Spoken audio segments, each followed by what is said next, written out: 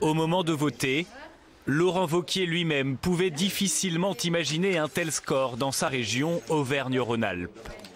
43,79% des suffrages, c'est tout simplement le meilleur score de France, toutes régions confondues. Quasi assuré d'être élu avant même le second tour, le candidat républicain peut savourer sa victoire. Ce soir, c'est un choix net pour un cap clair. Et je veux remercier du fond du cœur tous ceux qui nous ont témoigné une si large confiance qui est allée bien au-delà de toutes les attentes. Cela me touche, moi et toute mon équipe. Et nous sommes conscients de nos responsabilités.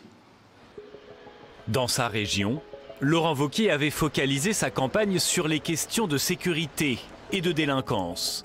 Une manière assumée de prendre des voix au Rassemblement national. Je crois que le Rassemblement national peut être encore la première force d'opposition à Laurent Wauquiez. Nous allons y mettre toutes nos forces pour mobiliser notre électorat. Stratégie payante pour LR. Loin derrière Laurent Wauquiez, le Rassemblement national finit 3e avec 12,33% des voix, derrière la candidate écologiste.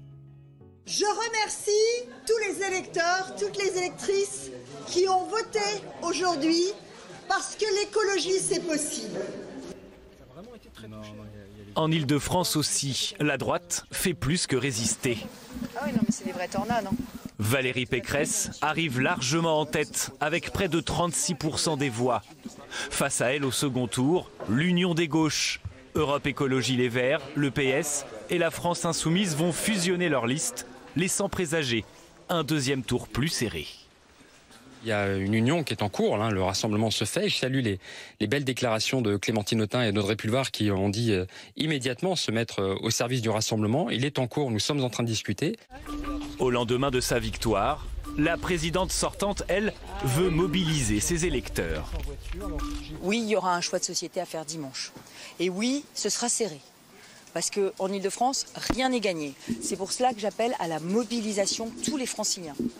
Qu'ils ne se laissent pas, j'allais dire, endormir par les très bons résultats du premier tour. De très bons résultats pour LR, qui en augure d'autres, selon leur chef de file, Christian Jacob. Aujourd'hui, on est mobilisé sur les régionales. Vous savez, depuis 18 mois, on me pousse de tous les côtés à accélérer le calendrier. Le calendrier, je l'ai calé, il ne bougera pas. On s'est concentré sur les municipales, ça nous a plutôt porté chance.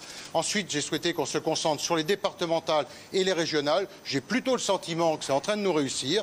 Donc ensuite, on passera au présidentiel. Je suis convaincu que ça nous réussira aussi. À l'échelle nationale, avec 28,4% des voix au total, les Républicains, c'est le parti pour lequel les Français ont le plus voté hier.